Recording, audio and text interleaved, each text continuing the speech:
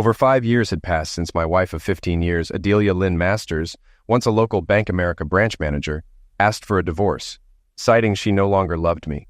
She insisted there was no one else and claimed we had simply grown apart. I had my doubts, but could never prove anything.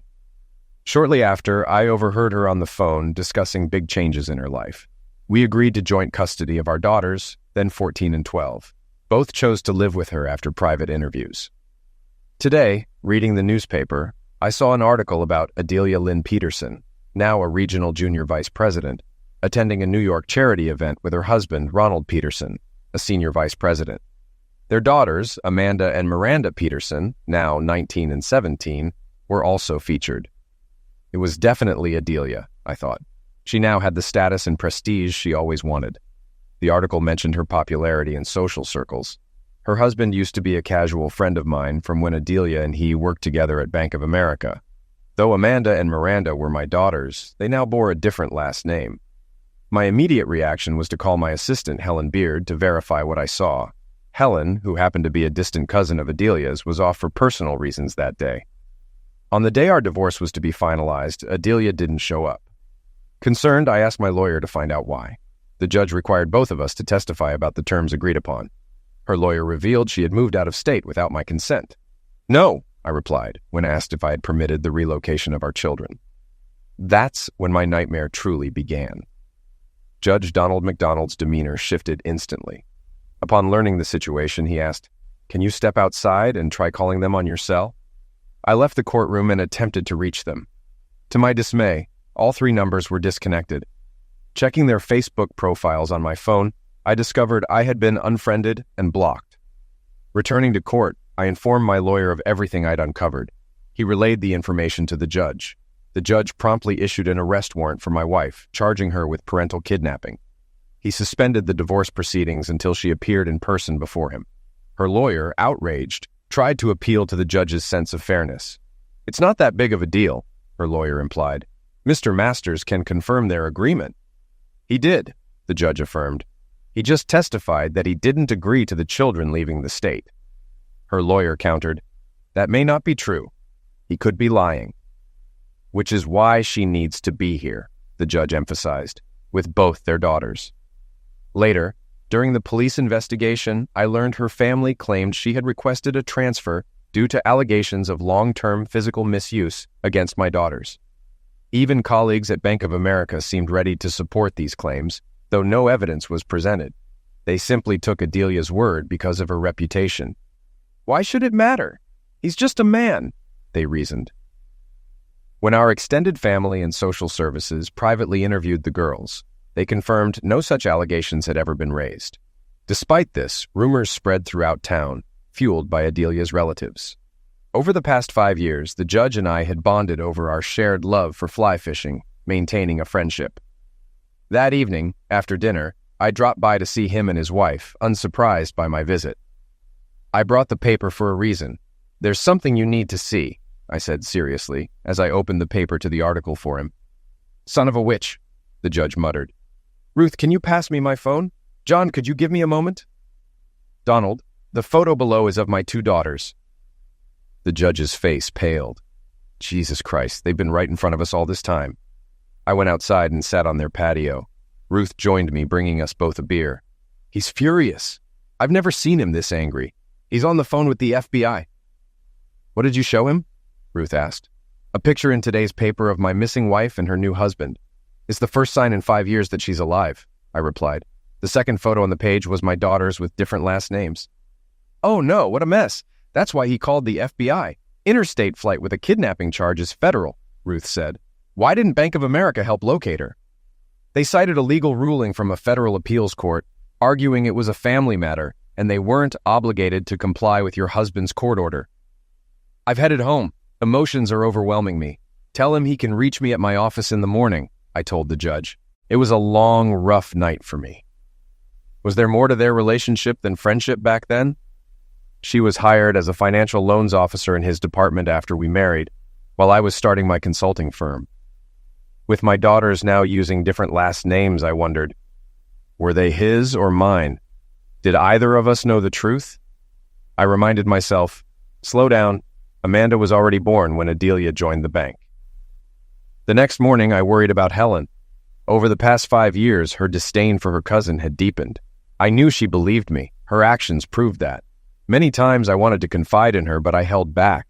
She deserved better than what I could offer amidst my own troubles. Helen, to me, was a beautiful woman with auburn hair, a gentle smile, and a kind heart, a treasure any good man would cherish. I admired her from afar, never daring to involve her in my nightmare. Work kept me occupied that busy day, thankfully diverting my thoughts. Near day's end, my assistant knocked and entered. "John, 2 gentlemen from the FBI are here to see you." "Should I let them in?" Helen asked. "Absolutely. I've been expecting them," I replied, rising. "How can I assist you?" I asked as they entered. "I'm Mac Holmes, and this is Douglas Drysdale," Mac introduced. "We're here to gather background on the situation." I explained our history with her current husband and raised concerns about their relationship and my daughter's name changes. I suggested DNA tests for clarity. I mentioned Judge Donald McDonald halting the divorce due to parental kidnapping charges when she failed to appear.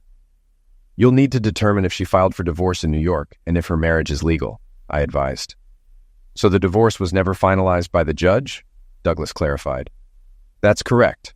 The records show she disobeyed his order to appear," I confirmed. "Did you authorize her to leave the state with your children?" Mac inquired. "No. Her lawyer informed us she moved out of state," I said, recalling the judge's instructions to contact them.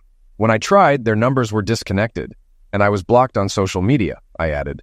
"She moved out of state before finalizing the divorce and remarried shortly after," Doug noted. "It's clear it was intentional," Mac concluded. "That contradicts what she stated in her New York interview today." "When did you last contact her?" Douglas asked. 2 weekends before our final court hearing when they removed their belongings," I recounted. "I haven't received any legal notices or local updates since. It seems I'm still legally married," I remarked. "We can charge them for falsifying adoption papers," Max suggested. I asked about adoption papers but got no answer, I noted. "Helen, draft a letter confirming my signature for the FBI." "Do you still reside at 87654 Yale?" Mac inquired. "No, I sold it under court order after a series of incidents," I explained. "Now I live outside town at Ryder Lake, ensuring my safety." After they left, I briefed Helen. She was shocked to hear about her distant cousin and showed hope and curiosity. But there were still too many unknowns, leaving me without answers. "Helen, tonight when I leave, I'll turn off my cell phone. If my situation troubles you, use your judgment. In an emergency, call my house phone," I said. Helen harbored deep animosity toward her cousin Adelia for ruining John's reputation in relationships, causing him to lose family and friends. Witnessing this damage firsthand left Helen questioning how much one could endure before truth prevailed. She had watched John suffer silently for years, sinking himself into work to triple his client base. She had met John at 14, him at 19, at a family party where Adelia's engagement overshadowed everything. Helen predicted their relationship's downfall. John prioritized family, while Adelia craved attention and prestige. Helen had confided in John after her husband's pass away, finding solace in his support. Over time, she realized he was the one she wanted to grow old with, but John's haunted past consumed him daily. Adelia and her children's disappearance sparked vicious rumors, some even accusing John of felony.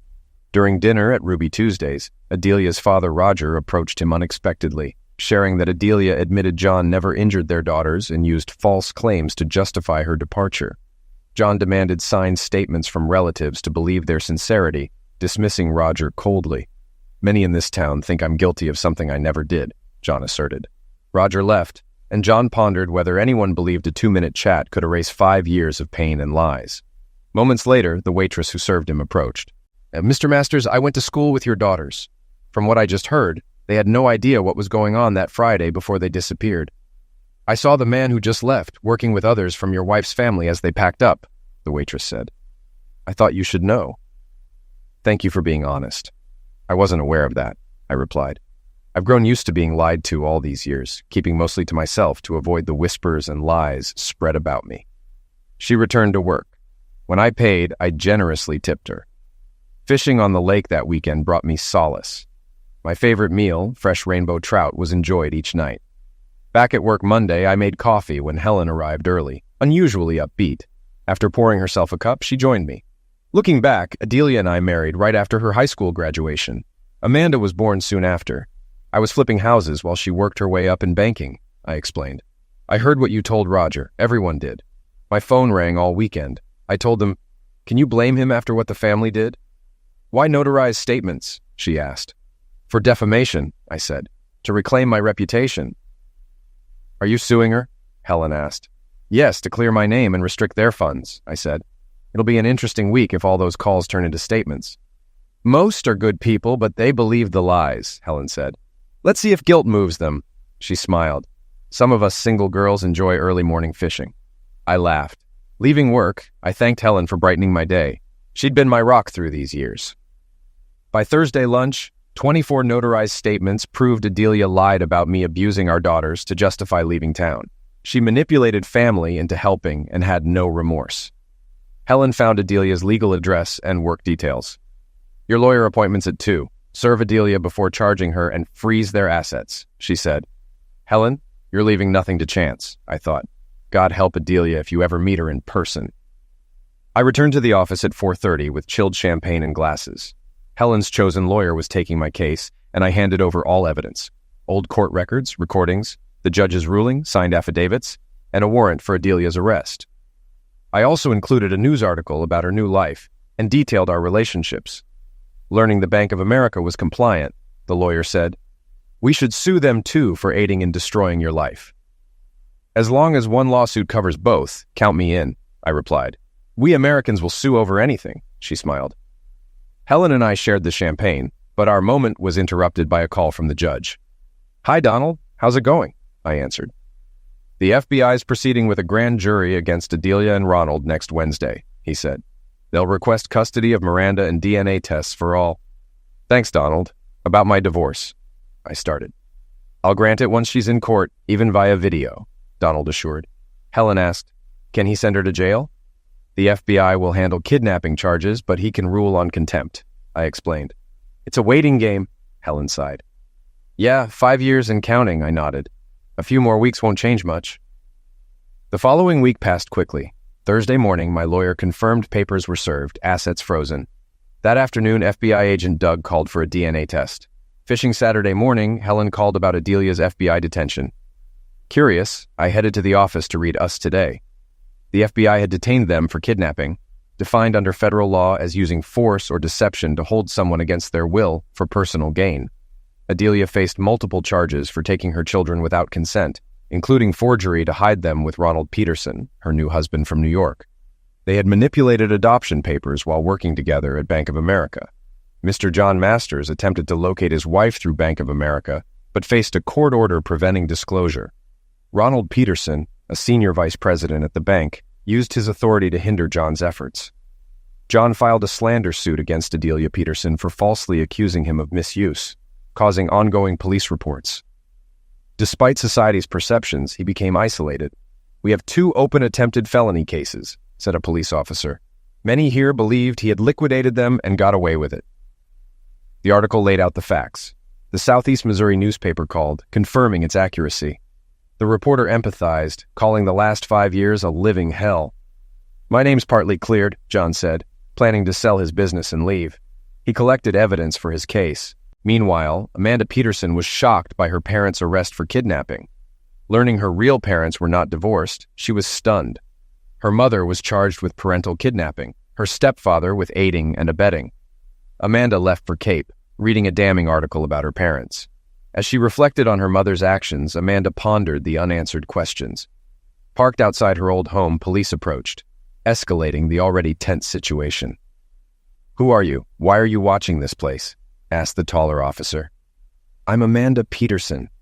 I was waiting for the sheriff's department to leave so I could talk to my father, Amanda replied. And your father's name? The officer inquired. John Masters, she answered. Oh, wow, the officer exclaimed in shock. Tom, go tell Joanne and Jody to put the coffee on. This changes things. Miss Peterson, I'm Detective Joel Smithers. I know your father well. What brought you back here after all this time? He asked. Partly what happened last night and the Us Today article. I have a copy in the car. Should I get it? Amanda asked. Please do. It will help me understand what you know, Joel said. After introductions and coffee, Detective Smithers read the article aloud. Everyone seemed stunned except him. You believed my father, didn't you, Detective? Amanda said. I was one of the few, but yes. From the time rumors spread by your mother's family, it was too late. He was stalked, his house vandalized, and he was attacked. We almost lost him. Many thought he was responsible for your disappearance. Your father has been ostracized, Joel explained. A lot of us in the South have our own ideas about justice. Your dad's situation got so bad that it drove him out, Amanda remarked. Where does he live now? He's on 5 fenced acres at Ryder Lake, with electric wire and an electronic gate. In 2 years, no one has seen him in town outside of work, Tom explained. How can I contact him? Amanda wondered aloud. I think I can help with that, Tom replied. I'll check if his business has an emergency contact. Give me a moment. Tom returned shortly with an address written down. Do you know Helen Beard? Tom asked Amanda. She's a second cousin of my mother's, I think. Why? Amanda inquired. She's the only one on record who can reach him 24/7 in emergencies. She's tough and protective of your father, John, Tom explained. She's on her way to his business right now to meet you. He handed Amanda the address. After thanking them, she set off. Helen Beard seemed to hold a deep animosity towards her father. Jody asked, what kind of woman could hate a man so much to do what Adelia did to Jonathan?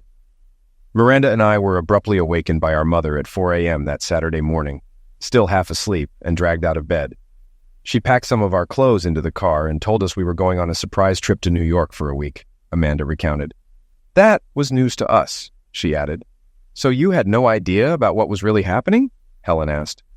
Some family members now say they knew about Ronald and your mother's online relationship, but thought it was just a friendship. Well, I caught my mom chatting with Ronald, but I had no idea they had worked together when we were younger. She told me they met at a regional conference and became friends, Amanda replied. It wasn't until half an hour down the road that I realized we didn't have our phones. I confronted her and she said she had sole custody of us granted by the courts and we were moving to New York because of her sudden promotion and transfer. I believed her at the time, but now I know it was all a lie. Helen Beard understood some truth in Amanda's story based on recent revelations from others who had finally spoken up about what Adelia's children were unaware of. I also asked about our laptops. My mother said the phones were canceled due to the move, and she had to pay the balance. She claimed the movers would pack and ship our laptops along with the furniture. We didn't realize they would never arrive, Amanda continued. We drove for 20 hours over 2 days. What happened when you reached the outskirts of New York? Mom told Miranda to pull out her new phone from her purse, which had a New York number we didn't know about until then. Then she had my sister open Google Maps, giving us directions that led us to Ronald Peterson's home about 2 hours later. He had orchestrated her significant promotion to bring them closer together. Meanwhile, our family back home was instructed to get rid of everything except family photos, which were later mailed to us. While unpacking, my sister and I discovered completed adoption papers, Amanda recounted. Ronald later explained that our parents agreed to this because he and Mom were getting married. That night, Mom revealed that Ronald was our biological father and urged us to give him a chance. Gradually, we were led to believe that Dad cut ties with us upon learning of Ronald's true role in our lives. Amanda, I believe you because I've already heard about half of this from the family. Until now, the only concrete thing we knew was that the school district had given Adelia copies of your school records so you could enroll in your new school once settled. Now that Adelia's been found, the truth is emerging. Just so you know, I've recorded our conversation. After I send it to the FBI and your father, let's grab an early dinner at Ruby Tuesdays, Helen said. While I do that, take a look at these notarized statements. Consider this. If she lied to you about your father, John Masters, could she also be lying about Ronald Peterson? Helen left the room briefly to watch Amanda before forwarding their conversation.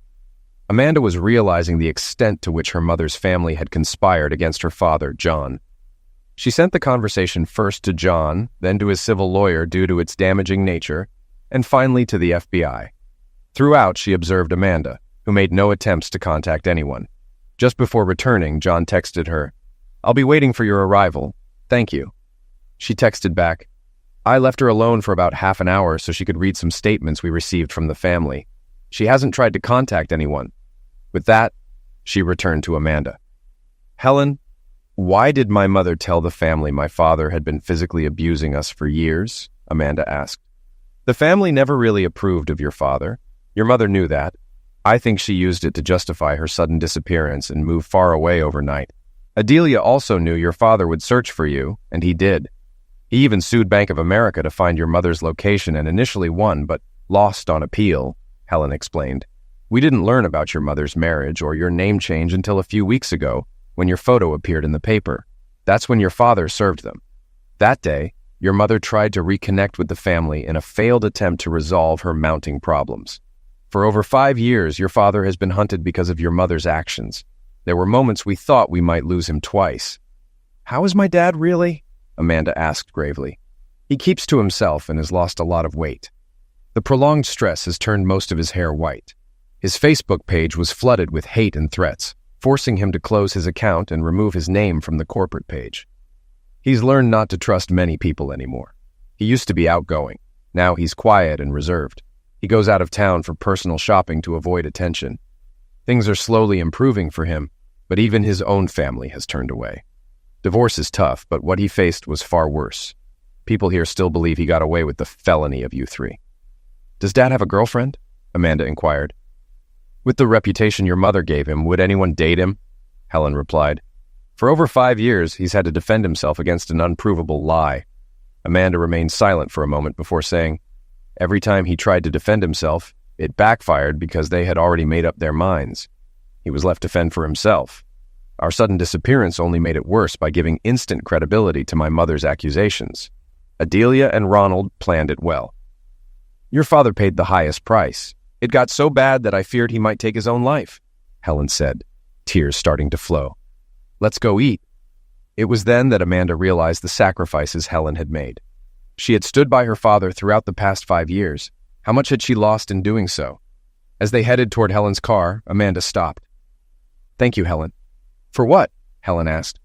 For having the courage to stand by and love my dad all these years, Amanda replied. The words Amanda spoke brought Helen to tears. Amanda comforted her as she wept. Meanwhile, at Ruby Tuesdays, I sat in my car, anxiously waiting for them to arrive. My emotions were in turmoil. I replayed Helen's and Amanda's conversation over and over in my mind. I believed what I had heard, yet I couldn't fully grasp it. When I saw them pull in, get out of the car, and walk toward the entrance, my hands shook so much I could barely light a cigarette. I was a bundle of nerves. Amanda had grown into a beautiful woman. I could see so much of my own mother's face in her, which saddened me because my own family had disowned me shortly after my wife and daughters disappeared. After finishing my cigarette, I turned off the car and prepared for one of the shortest yet longest walks of my life. The waitress who had served me a few weeks ago was now acting as the hostess. She immediately said, Amanda's here. I spoke to her and seated her and her friend towards the back. Are you here to meet them? I confirmed, and she continued. She'll have her back to us when we approach their booth. She led me to their table. Helen noticed me right away and smiled. I walked up and sat beside her, gripping Helen's hand for support. For the first time in over 5 years, I looked directly into my daughter's bright blue eyes. Without words, tears began to flow from both of us. Sometimes, words fail in such moments. I had asked for a large flask of their house wine from the hostess. When it arrived, the waitress said nothing, poured our first glasses, and left us alone. Amanda was struck by how much I had changed.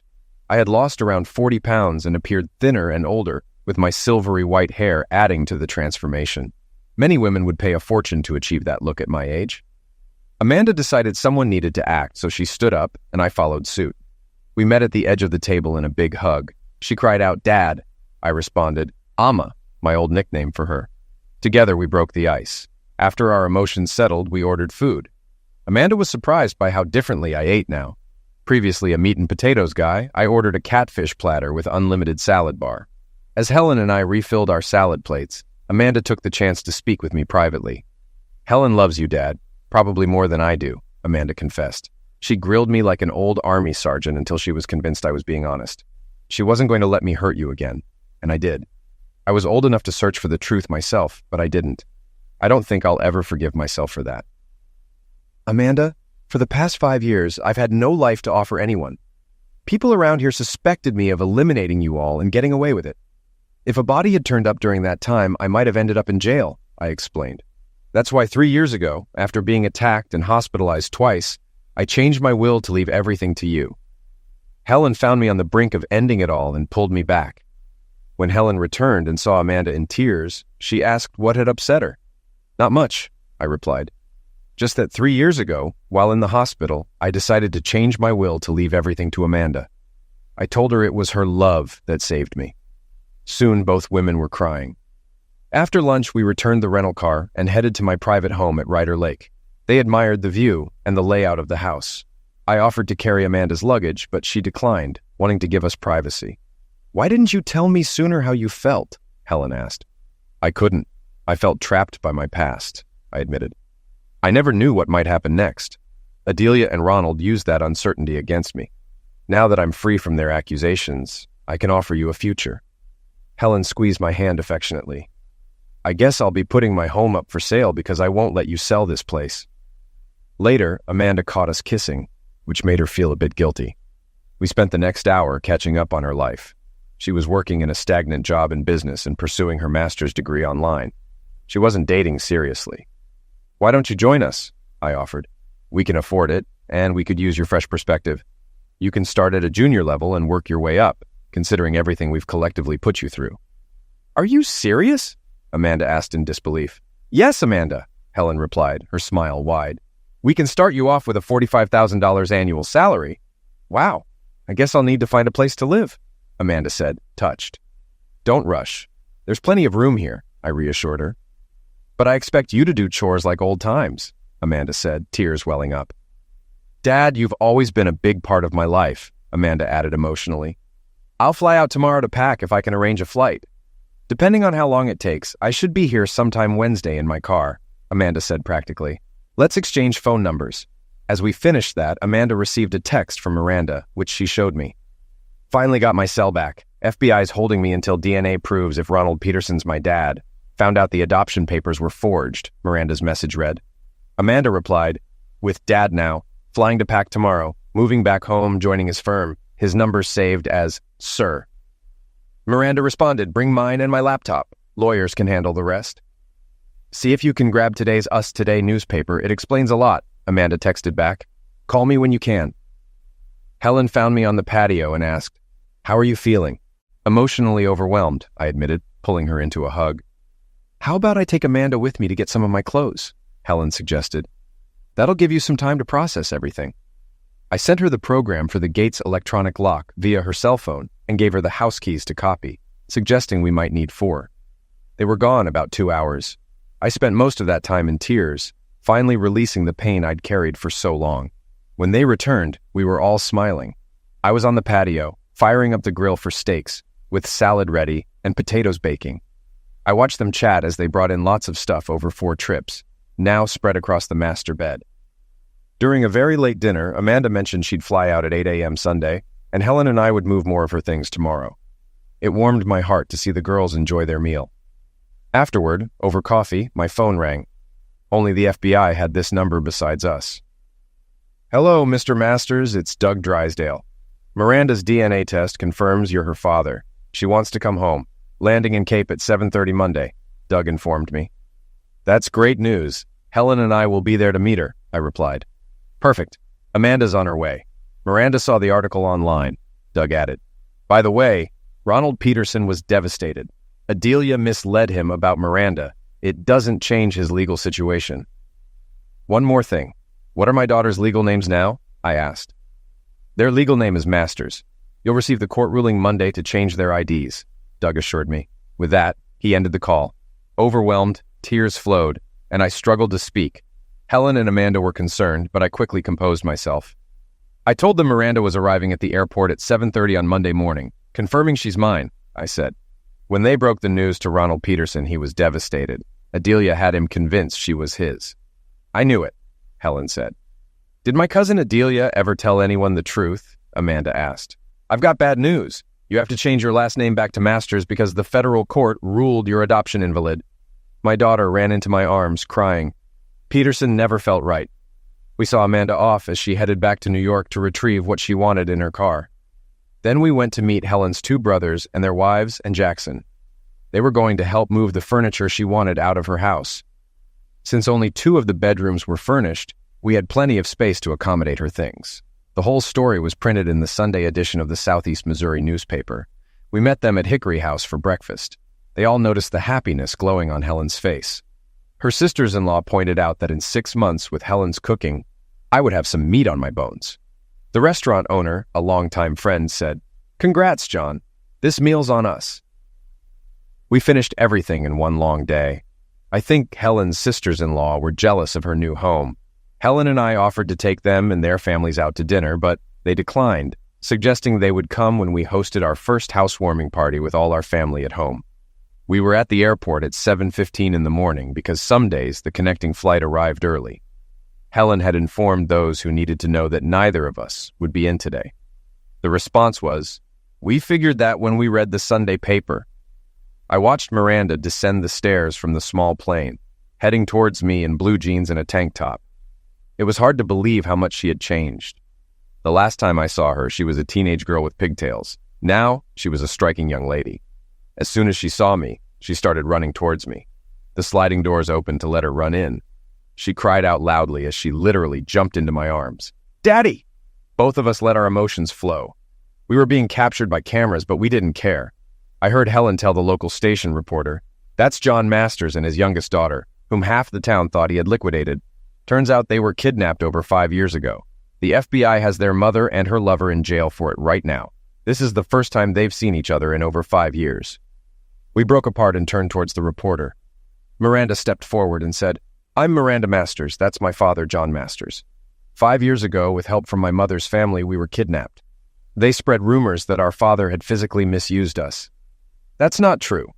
While my mother's extended family may be involved in such things, our dad did not and would not. Anyone coming after him in the future is coming after my sister and me. We're family, and we stand together. When our mother divorced our father, she told us he was just a man getting what he deserved. None of us deserved what she did to us. He's not just my dad, he's the most honest person I know." I introduced Miranda to Helen. Miranda hugged her and said, "Amanda and I had a long talk yesterday about everything we learned. It turns out our mother lied and misled Ronald just as much as she did our dad. In her need for attention, she nearly destroyed 5 lives. We know you and Dad were planning to get married. So as far as Amanda and I are concerned, we want to leave out the Helen part." "Okay, Mom?" Helen teared up and said, "You couldn't have said it better, Miranda. I agree, if you promise to be one of my bridesmaids. Let's grab some breakfast, then we'll get you some clothes at Macy's," I suggested. "Can we go to Denny's?" Miranda asked. "Are they still open?" "Yes, but Huddle House is the closest thing to it for breakfast food," I replied. "Is that okay?" It was, and I was surprised by how much my youngest could eat. The way she ate, I thought it might be cheaper to get a room and board somewhere. I still found it hard to believe I had a life again. My 2 daughters were back in my life in a way I had never dreamed possible. It wasn't just a house I slept in anymore, it was home. While we were shopping at Macy's, I intentionally got lost and wandered away. There's just something unmanly about watching women discuss bra sizes, underwear, and personal stuff. By the time they realized I was missing, I was almost back. Helen asked, "Where did you disappear to?" "I had to use the restroom," I replied. I had to sit and watch as Miranda tried on clothes. For some reason, she wanted my opinion. Honestly, I thought she'd look good in anything. After spending $300, we left with 2 bags. Back at the house, Helen took Miranda upstairs to show her the now-furnished 4 bedrooms. Helen was thrilled when Miranda chose the room with her master bedroom furniture. We were relaxing on the patio before the heat of the day set in. The ladies had iced tea, and I had a cold beer. I walked over to Helen, took the ring box out of my pocket, and got down on one knee, surprising her. "Since I haven't officially asked you," I said, opening the box with the 3-ring set, "will you marry me once my divorce is final?" "Of course," she said. "Yes." Miranda captured it all on video and sent it to Amanda with the text. "Yes, it fits." I had found out Helen's ring size from her brother. About half an hour later, Helen received an unexpected call. Both Miranda and I looked at her with concern as she unexpectedly teared up. I didn't understand until she handed me her phone. As soon as the person said, "Congrats, Dad," I realized it was my eldest daughter. "Are you on the road yet?" I asked. "I left at 4 yesterday. I've been driving almost nonstop since then," Amanda explained. "There's less traffic at night and fewer cops on the highway. My car cruises well at just over 100. Let my sister know I got her stuff." I agreed and asked, "How much farther do you have to go?" She replied, "What time is it there?" I said, "About 2 p.m. Why?" She said, "I need directions. I just pulled off onto the off-ramp at Cape." I told her I'd text her the directions. I did. I wasn't sure whether to be proud or upset, because it seemed she had driven 24 hours straight. The girls heard the car coming up the driveway and were at the door waiting before she got out. Amanda looked tired, but otherwise fine. It hit me hard seeing my 3 girls together. The first thing Amanda did was check out Helen's engagement ring. Just then, the house phone rang. I ran to answer it. "John, we've been swamped today," Chris said. "Some of the clients we lost due to the rumors are coming back, and we have a lot of new ones setting up appointments. Many are from out of state. If this continues, we'll need to hire a lot more staff." "We're working on that," I said. "My daughter Amanda starts as a junior next week. She's green, but working towards her master's in business administration." "Can I have her on my team?" Chris asked. "It will be long hours, but she'll learn the ropes the hard way." I agreed. "Okay." Chris Acker was a go-getter. I had hired him right after he graduated top of his class. Like us all, he learned the hard way, and it cost us. But over time, he more than made up for it. He quickly realized that business theory didn't hold up in the real world. He admitted it openly. Everyone working under him learned the same way. His approach was if you saw someone making a mistake, you stopped them and explained why their thinking or approach was wrong. The only wrong question was the one you didn't ask. "Chris, Helen and I will be taking the rest of the week off," I said. "We have a lot to sort out with our engagement and the girls coming home. We also have to handle some legal issues and enroll Miranda in school." "Engaged? Wow, that reminds me. We got a letter from the FB. Can you swing by and pick it up at 5? Chris said. "Hell yes. Thanks for the reminder. I had forgotten," I said before hanging up. At 4:30, the 4 of us headed into town. We decided to celebrate our first official meal as a family at Red Lobster, a place my daughters picked. I pulled up in front of our office and asked Amanda if she wanted to see where she'd be working. She said yes, so we all went in. As we entered, the receptionist stood up and led us to the biggest conference room. Inside was a large cake and a huge banner that said, "Congratulations, Amanda met her new boss." Everyone met my new family. It was noted that my daughters were already calling Helen Mom. We arrived at the restaurant around 6:30, just in time for their annual all-you-can-eat shrimp deal. My daughters lost count of how much they ate. I couldn't believe I now ate raw lemons like others eat oranges. Together, my daughters and I read the court ruling. The first point highlighted that the document used could easily be found on LegalZoom.com, requiring no lawyer. The second point noted that writing experts said John Allen Masters' signature had been traced, causing breaks in the ink flow. Comparing his signatures on the document showed inconsistent breaks, unlike the natural pattern one develops over time. The third point was that I had never signed my full middle name. The fourth giveaway was the recorded date of my signature, according to witnesses, was after they had left Missouri. The second page of the court ruling declared that Amanda and Miranda Peterson were never their legal names. They had always been Amanda Masters and Miranda Masters. All legal documents were to be updated accordingly. We spent the week resolving legal issues. First, we went to the Social Security office, then the state attorney's office to restore their birth certificates, and finally, to the motor vehicle department for new driver's licenses. Personally, I enjoyed registering Miranda in 11th grade with the same school principal who had been rude to me 5 years ago. The last task on Thursday was to get them new cell phones. On Friday, Amanda and Miranda followed Helen and me to the Ford Groves dealership in Jackson. Helen allowed me to trade in her car and Helen's for new ones. The ladies each got a brand new lease-to-own 2019 Ford Escape through my company. Once home, I wrote Amanda a check for the trade-in value applied against our down payment. My divorce lawyer called. For the first time in 5 years, my daughters and I had a court hearing at 1 p.m. on Monday. I asked Helen if she wanted to come. She said, "Absolutely." We all sat before Judge Donald McDonald watching Adelia Lynn Peterson on a large monitor. Without her usual flair, she didn't look like much. Orange was not her color. The judge asked her lawyer about the contempt charge. He said, she didn't understand she had to be in court that day. The judge asked, "Did you remind her repeatedly during the settlement process?" "Yes." "Are you so incompetent that you believe the defendant might be telling the truth?" "No." "How does your client plead?" "No contest, Your Honor." "I sentence her to 5 years to be served after any federal time," the judge said coldly. "Your Honor," her lawyer said. "Isn't that extreme?" "Not in my eyes, but she can appeal. As for the divorce, it's granted in favor of Mr. Masters. All remaining assets are his. She forfeited her rights the day she left the state with her minor daughters. He turned to my lawyer and said, "Draw up the divorce decree and include a waiver for the required number of days. Your client has waited long enough." "Your Honor, my client has one final request," my lawyer said. "What is that?" the judge asked, looking at me. "He's recently engaged to Miss Helen Beard and wonders if you would handle the civil ceremony when they marry," my lawyer said. Helen and the girls almost jumped out of their seats. I smiled. My lawyer and I had hoped it would play out like this.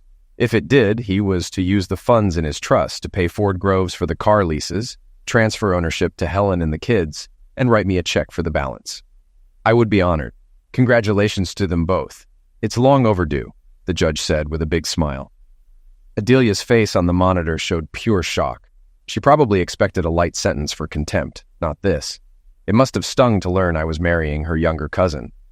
The judge banged his gavel and said, "Court is adjourned." As we stood to leave, the judge came over to shake my hand. I introduced him to my future wife and daughters with the respect he deserved. He told them, "I'm not on the bench now, so just call me Don," before we left. He added, "We need to go fly fishing soon, John, before it gets too hot." I doubt any man has ever seen 3 more excited girls than mine. They were talking non-stop. Having been used to silence for so long, I wished for a good set of earplugs. Then I noticed a couple quietly leaving the court. It hit me hard. It was my mom and dad. As my dad said when he disowned me, "Forgiveness is easy, forgetting is not." I was learning how true that was. Nothing excites girls more than planning a wedding, and that energy filled our home. As we settled back into routine, Helen put her house up for sale. Amanda was fitting in well with my staff, impressing everyone with her sharp mind. During her first week, Miranda reconnected with old friends. Masters Consulting was overwhelmed, landing 2 new corporations needing complete restructuring to survive, along with a major cash influx. Amanda surprised us all by identifying overlooked issues costing our client millions in potential sales. It took her 3 weeks to turn it around, resulting in a surprising sales increase. One night, Helen and I were cuddling in bed. She was adjusting to becoming a mom, just as I was to being a dad again. "You know, dear, my biological clock is ticking. How long do you think we should wait before trying for 1 or 2 of our own?" Helen asked, looking at me with her dreamy eyes. I had never thought about it, but after everything she had gone through with me, I couldn't refuse. "As long as you're not showing in our wedding pictures, I'll leave that up to you," I said. I don't need to explain why neither of us got much sleep that night. We said our vows on Mother's Day. Amanda was the maid of honor, Miranda and another niece were bridesmaids. Chris Acker was my best man, and 2 nephews were ushers. It was a small affair at the back of our house with the lake as a backdrop. Helen's brothers prepared the yard. The judge married us under an arbor of spring flowers. We men wore blue jeans, cowboy hats, and matching boots, while the ladies dressed up.